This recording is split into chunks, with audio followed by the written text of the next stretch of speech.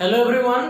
तो आज basic concept of chemistry का लेक्चर नंबर 3 है। इससे पहले हम लोगों ने नंबर ऑफ मोल्स कैसे निकालते हैं वो पढ़ा है, और मोलारिटी क्या है, मोलालिटी क्या है, और उसके ऊपर हम लोग डिटेल्स भी पढ़ेंगे आगे। लेकिन आज जो कॉन्सेप्ट हम लोग पढ़ेंगे वो कुछ इंपॉर्टेंट फैक्टर्स हैं। जैसे कि मैं बोलूँगा, आज जो पहला चीज़ हम लोग पढ़ेंगे दैट इज, अगर कहीं पे लिखा हो परसेंटेज ऑफ, ऐसे लिखते हैं W/W परसेंटेज, ये कहीं पे लिखा हो अगर, ठीक है, W/W परसेंटेज, इसका मीनिंग क्या है? इसका मीनिंग ये है mass of solute by mass of solution into 100, ठीक है। W/W, weight by wait percentage इसको बोलते हैं। इसको क्या बोलते हैं? Weight by wait percentage. तो यहाँ पे mass of solute by mass of solution into 100। आपको पिछले क्लासेस में मैंने बोल दिया था सॉल्यूशन कैसे प्रिपेयर होता है। सॉल्यूट और सॉल्वेंट को मिला के क्या प्रिपरेशन होता है? सॉल्यूशन। अगर हमको गिवन हो मास ऑफ सॉल्यूट और मास ऑफ सॉल्यूशन, हम W/W परसेंटेज निकाल सकते हैं। अगर फॉर एग्जाम्पल कहीं पे लिखा हो 5% ऑफ सुगर सॉल्यूशन, क्या लिखा हो? 5% W/W, या फिर ऐसे लिखा हो 5% W/W और 5 W/W% सुगर सॉल्यूशन। इसका मीनिंग क्या है? इसका मीनिंग ये है 5 gram of sugar in 100 gram of solution, ठीक है। क्या मीनिंग है इसका? 5 gram of sugar in 100 gram of solution, W/W। अगर मैं बोलूंगा V, पहले ये ले लेते हैं, W/V, ठीक है, क्या होगा बताओ आराम से। W क्या है? वेट है। V क्या है? वॉल्यूम है। तो क्या होगा? Mass of solute divided by volume of solution into 100। W/V क्या होगा? Mass of solute by volume of solution into 100। तो अगर कहीं पे लिखा हो ऐसे 5% W/V सॉल्यूशन, तो इसका मीनिंग क्या होगा? शुगर सॉल्यूशन है मान लो। तो क्या बोलेंगे? 5 gram of sugar in 100 ml of solution, ठीक है, इन 100 ml ऑफ सॉल्यूशन। समझ में आ रहा है? ओके। अगर मैं बोलूंगा V/V परसेंटेज, तो ऐसे इसको क्या लिख सकते हो? Volume of solute by volume of solution, ठीक है। क्या लिख सकते हो? Volume of solute by volume of solution into 100, ठीक है, लिख सकते हो आप ये खुद से। ओके, ये 3 बेसिक चीजें थे जो आपको बताना था मुझे।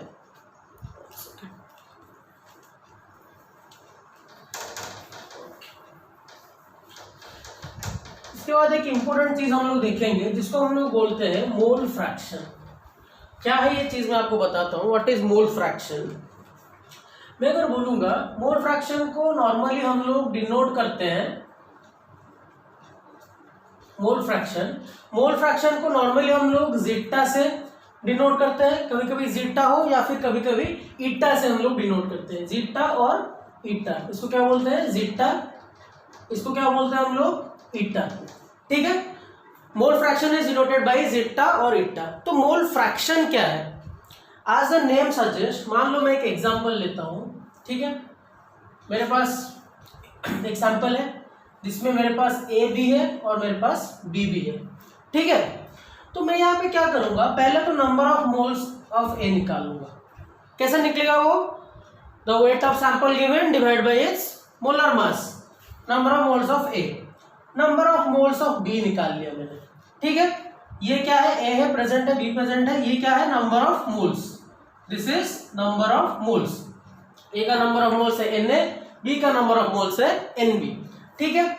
मैं अगर बोलूंगा कि mole fraction of A, mole fraction of A, उसको कैसे डिनोट करेंगे? Zeta of A। क्या लिखेंगे? जीटा ऑफ A, x नहीं है, जीटा ऑफ A, और इसको इट्टा ऑफ A भी लिखते हैं ऐसे, ठीक है। तो इसका वैल्यू क्या होगा? Number of moles of A n of a by total number of moles. समझ में आ रहा है कितना number of moles a present है in total number of moles. This is nothing but a fraction. क्या निकाल रहे हैं हम लोग? मोल का फ्रैक्शन निकाल रहे हैं। तो ऐसे में क्या बोलूंगा, जिट्टा ऑफ b क्या होगा, n of b divide by n of a plus n of b। Clear हो आप लोग? क्या है zeta of a and zeta of b? Okay, तो मान लो मेरे पास ऐसे तीन है, a b c। a का नंबर ऑफ मोल्स है na, इसका nb और इसका nc। ठीक है, तो जिट्टा ऑफ a क्या होगा, n of a divide by na plus nb plus nc। Zeta of b क्या होगा, nb by na plus nb plus nc। ये हो सकता है। मैं बोलूंगा जिट्टा ऑफ c क्या होगा, nc divide by n of a plus n of b plus n of c। ठीक है, आई होप मोल फ्रैक्शन आप लोगों को क्लियर है। ओके, देखो अगर मैं ये बोलूंगा जिट्टा ऑफ a क्या है, na by na plus nb। Zeta of b क्या है, nb by na plus nb। ये एग्जांपल जो है उसको लेते हैं हम लोग। मैं अगर यहाँ पे जिट्टा ऑफ a और जिट्टा ऑफ b को ऐड कर देता हूँ तो क्या होगा बताओ। देखो दोनों में जो डिनोमिनेटर है na प्लस nb है, लिख लेता हूँ। देखो na divide by na plus nb plus nb divide by na plus nb। समझ में आ रहा है? ओके, तो ये क्या होगा, ये हो गया na प्लस nb, ऊपर क्या रहेगा na प्लस nb। ये क्या हो गया, 1 हो गया। ठीक है, कौन सा है 1, zeta a plus zeta b equal to कितना आ गया, 1 आ गया। तो इसका मतलब अगर मेरे पास दो सॉल्यूशन, सॉरी दो सब्सटेंसेस है a और b जिसका नंबर ऑफ मोल्स आपको पता हो, ठीक है, तो उसमें से मोल फ्रैक्शन कैसे निकालोगे। मैं बोलूंगा जिट्टा ऑफ a बताओ कैसे है, कितना है, और आपको जिट्टा ऑफ b पता है, तो क्या करोगे 1 माइनस जिट्टा ऑफ b, ऐसे भी लिख सकते हो। ठीक है, आई होप मोल फ्रैक्शन आप लोगों को क्लियर हो। देखो यहाँ पे भी क्या होगा, ये तीनों को ऐड करो, zeta of a, zeta of b, zeta of c, तीनों को ऐड करो। क्या होगा, ऊपर में na nb nc ऐड हो जाएगा, नीचे na nb nc है, तो zeta a plus zeta b plus zeta c मिलके क्या होगा 1 हो जाएगा। ठीक है, ओके, तो इसका एक एग्जांपल करते हैं। बाकी जो सारा मैंने अभी तक कॉन्सेप्ट बताया है उसका मैं एक स्पेशली क्वेश्चन एंड आंसर का एक लेक्चर बनाऊंगा, तो अब तक आप लोग इसको रिवाइज करते रहो अच्छे से। जहाँ पे एग्जांपल देना होगा मैं प्रॉपरली उसका क्वेश्चन आंसर का एक लेक्चर बनाऊंगा। देखो इसका एक एग्जांपल लेते हैं, क्योंकि आगे चल के mole fraction, number of moles, ये कॉन्सेप्ट बहुत जगह पे यूज होगा, तो इसको अच्छे से याद रखो। बहुत इजी है, आई होप इजीली आपको याद रह जाएगा, कोई प्रॉब्लम नहीं है। जैसे कि एक एग्जांपल लेते हैं, छोटा सा एग्जांपल। मैं बोलूँगा 40 ग्राम का NaOH है मेरे पास, प्लस 18 ग्राम वाटर, ज़्यादा लेते हैं, 14 ग्राम है, और मेरे पास 180 ग्राम ऑफ वाटर है। ठीक है, तो मैं बोलूँगा सबका मोल फ्रैक्शन निकालते हैं। देखो पहले क्या करेंगे, नंबर ऑफ, इसको A ले लेते हैं, इसको ले लेते हैं B। ठीक है, NaOH को A ले लेते हैं और वाटर को ले लेते हैं B। तो N ऑफ A कैसे आएगा, 40 डिवाइड बाई इसका मोलर मास, NaOH का मोलर मास क्या होगा, ये होगा 23, ये 16, ये 1, टोटल कितना हो गया 40 हो गया। 40 बाई 40 नंबर ऑफ मोल्स कितना है 1 है। 180 ग्राम्स मतलब क्या होगा, N ऑफ B निकालो, 180 डिवाइड बाई 18, वाटर का मोलर मास कितना है 18 है, H2O, 2 प्लस 16 18 है, तो कितना हो गया 10 मोल्स। तो Na और Nb मिल गया, तो सिंपल है। जिट्टा ऑफ A कितना होगा, zeta of A will be Na divide by Na plus Nb, which is 1 divided by 10 plus 1, which is 1 by 11। Jitta of B कितना आएगा 10 divide by 10 plus 1, which is 10 divide by 11। देखो यहाँ से जब Jitta of A आ गया तो जिट्टा ऑफ B में कैसे निकाल सकता हूँ, 1 माइनस जिट्टा ऑफ A, तो 1 minus 1 by 11 which is 10 by 11, ऐसे भी निकाल सकते हो आप लोग। ठीक है ना, बहुत इजी एग्जांपल है, मुझसे कर सकते हो आराम से, सिंपल है बस। मोल फ्रैक्शन बहुत इजी कॉन्सेप्ट है, और आप लोगों को मैंने पिछले लेक्चर में मोलारिटी और मोलालिटी इन दोनों का रिलेशन बताया था, ठीक है। तो आई होप मोल फ्रैक्शन आप लोगों को क्लियर है। देखो इसके बाद हम लोग देखेंगे इक्विवेलेंट वेट और इक्विवेलेंट मास भी बोलते हैं इसको। क्या बोलते हैं? इक्विवेलेंट मास और इक्विवेलेंट वेट। जब भी मैं बोलूंगा इक्विवेलेंट वेट या फिर इक्विवेलेंट मास, एक ही बात याद रखना, क्या है इसका? Molecular weight divide by X. क्या है? Molecular weight divided by X. तो आप पूछोगे कि एक्स यहाँ पे क्या है? Equivalent mass is molecular weight divide by X. इसको याद ही रख लो बस, molecular weight divide by X. तो एक्स क्या है यहाँ पे? X is here known as valency factor. क्या है आपको ये मैं बताऊंगा। एक्स इज वैलेंसी फैक्टर, ठीक है। जैसे कि मैं बोलूंगा एसिड्स के लिए, एसिड्स के लिए एक्स क्या है? X is known as basicity of an acid.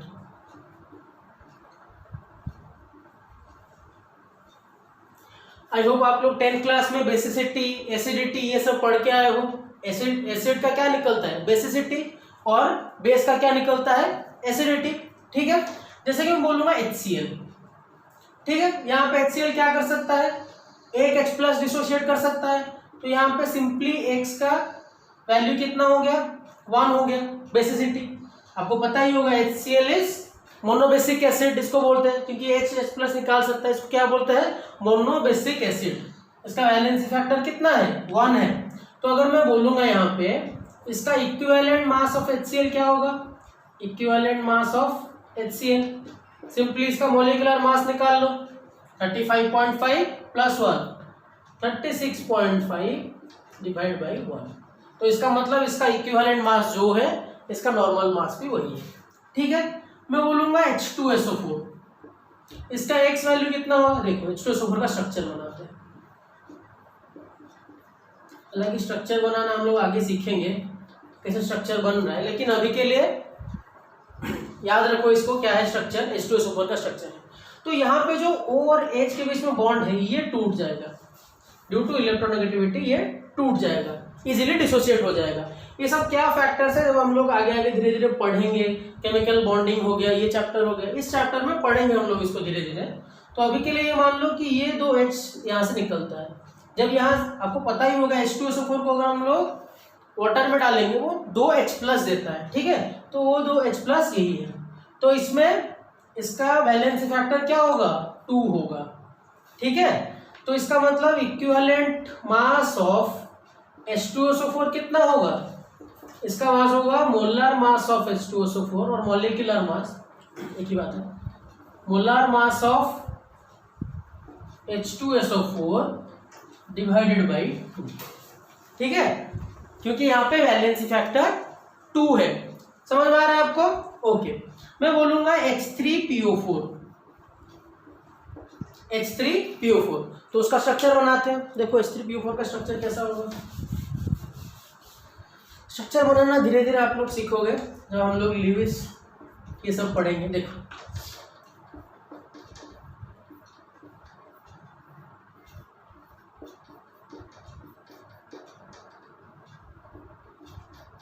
H3PO4, यहां से क्या हो सकता है? ये H प्लस, ये H प्लस और ये H प्लस यहां से डिसोसिएट होगा। तो इसका मतलब यहाँ पे X का वैल्यू क्या होगा? 3 होगा वैलेंसी फैक्टर, ठीक है। तो यहाँ पे इक्विवेलेंट वेट ऑफ, अगर मैं पूछूंगा H3PO4 क्या होगा? Equivalent weight of H3PO4 is nothing but it's molar mass divide bye it's valency factor 3, ठीक है। ओके, देखो H3PO3 अगर बनाऊंगा, ऐसा देखने में लगता है कि यहाँ पे हाँ H3PO3 है, 3 H प्लस है, इसको निकाल दो, लेकिन ऐसा नहीं होता। इसका स्ट्रक्चर क्या होगा? देखो H3PO3 का स्ट्रक्चर ऐसा होगा, ठीक है। जो ऑक्सीजन के साथ हाइड्रोजन है ये दोनों डिसोसिएट करेंगे। H3PO3 के लिए स्ट्रक्चर ये है, देखो H3PO3। तो यहाँ पे वैलेंसी फैक्टर कितना होगा? 2 होगा, क्योंकि दोनों ऑक्सीजन के साथ 2 हाइड्रोजन लगे हुए हैं। तो यहाँ पे इसका वैलेंसी फैक्टर क्या होगा? Valency factor will be 2। तो इसका इक्विवेलेंट मास कितना होगा? The molar mass of H3PO3 divide by 2 होगा। याद रखना H3PO4 को क्या बोलते हैं हम लोग, ट्राइबेसिक एसिड, इसको बोलेंगे dibasic acid. HCl is monobasic acid, H3PO3 is dibasic acid. ठीक है, आई होप आप लोग क्लियर हो। ओके, तो जैसे एसिड के लिए X हम लोग क्या लेते हैं, X लेते हैं हम लोग बेसिसिटी, वैसे ही हम लोग जब बेस के लिए बात करेंगे उसको बोलेंगे हम लोग एसिडिटी। ठीक है, बेस का क्या होगा, for base X is acidity. जैसे कि मैं बोलूंगा NaOH, NaOH के लिए X का वैल्यू कितना होगा, 1 होगा। मैं बोलूंगा MgOH होल ट्वाइस, X का वैल्यू कितना होगा, 2 होगा। ठीक है, तो ऐसे ही निकाल सकते हैं हम लोग कितना बेसिक एसिड है, कितना बेसिक एसिड है, कितना एसिडिक बेस है। ठीक है, उससे X का वैल्यू पता चल जाएगा। जब आप लोग धीरे धीरे क्वेश्चंस करोगे, एग्जाम्पल्स करोगे, ये आपको इजीली समझ में आ जाएगा। ठीक है, इंपॉर्टेंट ये है सॉल्ट्स के बारे में। ये तो बेस का हो गया। देखो सॉल्ट्स के लिए क्या होगा, फॉर सॉल्ट्स जो X का वैल्यू होगा ये क्या होगा, टोटल चार्ज ऑन कैटायन और एनायन। ठीक है, टोटल चार्ज ऑन कैटायन और एनायन, X का वैल्यू क्या होगा, टोटल चार्ज ऑन कैटायन और एनायन। जैसे कि मैं बोलूंगा NaCl, NaCl कैसे बनेगा, Na plus Cl minus, cation पे भी एक है, Cl पर भी, Cl माइनस पर भी एक ही चार्ज है। ठीक है, कोई भी ले लो, और एनायन में लिखा हूं कैटायन और एनायन, तो यहाँ पे X का वैल्यू कितना होगा, X का वैल्यू 1 होगा। ठीक है, लेकिन मैं अगर बोलूंगा MgCl2, क्या बोलूंगा, MgCl2, देखो यहाँ पे Mg के ऊपर कितना चार्ज है, +2, तो इसका मतलब इसका X वैल्यू कितना हो गया, 2 हो गया। लेकिन आप बोलोगे मैं Cl माइनस से लूंगा तो भी चलेगा। देखो MgCl2 अगर बोलूंगा ये क्या क्या कैटायन बनेगा, Mg2 प्लस Cl माइनस, कितना Cl माइनस, 2 Cl माइनस, तो मैं अगर यहां से लूंगा 2 Cl माइनस, कैटायन के ऊपर कितना चार्ज है, -1 चार्ज है, कितना Cl माइनस है, 2 Cl माइनस है, इसका मतलब इसका क्या होगा, 2 × -1 विच इज 2, मतलब -2 है, लेकिन total number of negative charges कितना है, 2 है। कैटायन ले लो या फिर एनायन ले लो, सेम ही है। जैसे कि मैं बोलूंगा Al2SO4 होल थ्राइस, इसमें क्या होगा, इसमें होगा 2Al3 प्लस, नहीं तो क्या होगा, और एक पार्ट क्या होगा बताओ, 3SO4 2 माइनस, ऐसे ही तो डिसोसिएट होगा ना ये, 2Al3 प्लस 3SO4 2 माइनस, ऐसे होगा। तो इसके ऊपर टोटल चार्जेस कितने हैं, 6, इसके ऊपर भी कितना है, 3 × -2 6, हालांकि -6 है लेकिन नंबर ऑफ कितना है, 6 और 6 है। ठीक है ना, Al2SO4 टोटल देखना है कि सॉल्ट्स में टोटल चार्ज ऑन कैटायन और एनायन कितना है, that is known as its valency factor. तो मैं अगर ये बोलूंगा Al2SO4 होल थ्राइस के लिए इक्विवेलेंट मास कितना होगा, इसका मोलर मास निकाल लो, डिवाइड बाय 6। मैं अगर बोलूंगा MgCl2 का इक्विवेलेंट मास कितना होगा, तो क्या लिखोगे, मोलिकुलर मास और molar mass divide bye 2, divide valency factor. आई होप आप लोगों को ये बात क्लियर हो गया होगा। ऑल राइट,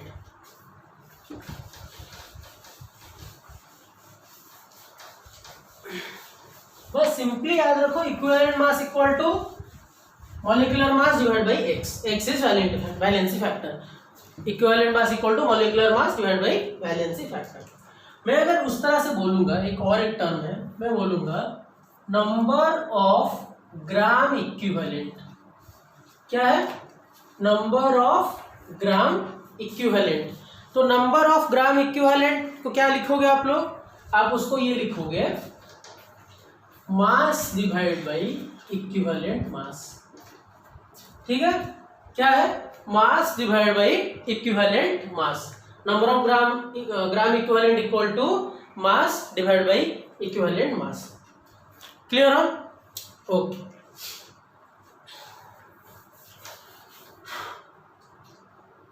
इसके बाद हम लोग देखेंगे नॉर्मलिटी। नॉर्मलिटी को हम लोग कैपिटल एन में लिखते हैं। किस में लिखते हैं नॉर्मलिटी को? कैपिटल एन में। तो नॉर्मलिटी का फॉर्मूला क्या है? The formula of normality is number of gram equivalents of solute divide by volume of solution इन, ठीक है, number of gram equivalent of solute by volume of solution in litre. तो अगर हम लोग नॉर्मलिटी को डिफाइन करेंगे, कैसे करेंगे? याद करो, जैसे मोलारिटी और मोलारिटी हम लोगों ने किया था। अगर मैं वॉल्यूम ऑफ सॉल्यूशन को 1 ले लेता हूं तो क्या होगा? In 1 litre solution the number of gram equivalent of solute present is known as normality. समझ में आ रहा है? तो वॉल्यूम ऑफ सॉल्यूशन का अगर हम लोग 1 लीटर ले लेंगे तो ये इसके साथ इक्वल हो जाएगा। तो number of gram equivalent of solute present in 1 litre solution is known as its normality. ठीक है, तो नंबर ऑफ ग्राम इक्विवेलेंट्स का फॉर्मूला क्या होगा? Mass divide by equivalent mass into volume of solution in litres. ठीक है, तो equivalent mass क्या है? What is equivalent mass? याद करो, ये क्या है? Molar mass divide by x और molecular mass divide by x into volume of solution in litres. ठीक है ना? और molar mass divide by x. देखो अब ये एक्स क्या होगा? ये एक्स क्या होगा? ऊपर आएगा ये पार्ट, ये हो सकता है फॉर्मूला। तो क्या होगा? क्या लिख सकते हैं हम लोग? जो मास मतलब जो मास गिवन है, सॉल्यूट का जो मास गिवन है, डिवाइड बाई मोलर मास, किसका? सॉल्यूट का। Molar mass into x into volume of solution in litres. कुछ जाना पहचाना टर्म लग रहा है? अगर ध्यान से देखोगे, mass by molar mass into volume of solution, it is nothing but molarity.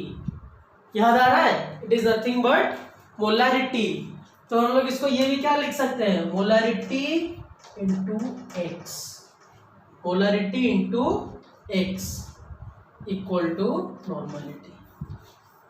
Molarity into X equal to normality. अगर हम लोगों को मोलारिटी पता है, एक्स पता है, तो एन आराम से निकल जाए। तो सारे स्टेप्स में फॉर्मूला है। हाँ, और एक बात, अगर solution volume of solution litres में नहीं है, मिलीलीटर में है, तो आपको पता है आपको क्या करना है। ऊपर में 1000 मल्टीप्लाई कर दो न्यूमरेटर में। ठीक है ना? तो ये सारे एक एक फॉर्मूला हो सकता है। तो नॉर्मलिटी, मोलारिटी और मोलारिटी के बारे में नेक्स्ट क्लास में हम लोग और डिटेल्स में पढ़ेंगे। उसमें क्या क्या कुछ एक केसेस है, उसको देखेंगे हम लोग क्या क्या है। तब तक आप लोग इस थ्योरी को रिवाइज करते रहो। और क्वेश्चन आंसर का एक प्रॉपरली एक वीडियो लेक्चर आएगा जिसमें क्वेश्चन आंसर हम लोग डिस्कस करेंगे। आप लोगों में थ्योरी पढ़ा चुका होगा, मैं क्वेश्चन करूंगा, आप लोग वीडियो पॉज करके आंसर करना। तो वो एक वीडियो लेक्चर बनेगा। क्वेश्चंस के लिए टेंशन मत लीजिए, बस इसको रिवाइज करते रहिए और पढ़ते रहिए। Thank you.